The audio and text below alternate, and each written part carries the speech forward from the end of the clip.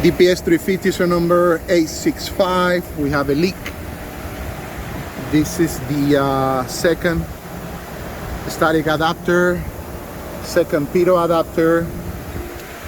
Right now the leak is on the static side because we have the cross split open.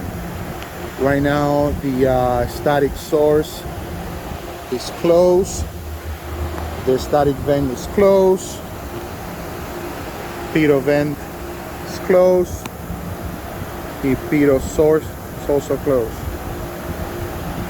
Okay.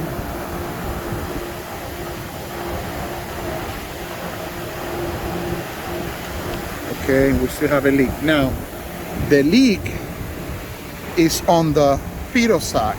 Right now we have a vacuum. If I close the cross bleed, the static stabilize and the pitot starts to shoot up. So if I have a vacuum on this side, it's leaking somewhere. Again, this is happening with another adapter and this adapter. Okay. Let me go to different standard menu, units, additional. This is inches of mercury. Let's go ahead and do inches of mercury.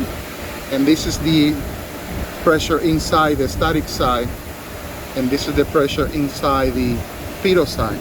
As you can see, this one's, the static side is stable, but the pitot side is increasing, meaning ambient pressure from the outside is getting into this line.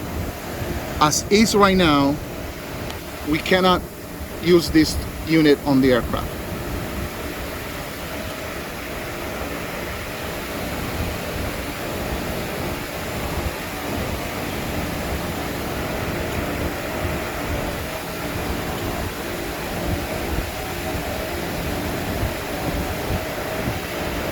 It won't even allow me to do a proper, it won't even allow me to do a proper leak check because the rate is higher than 100 knots.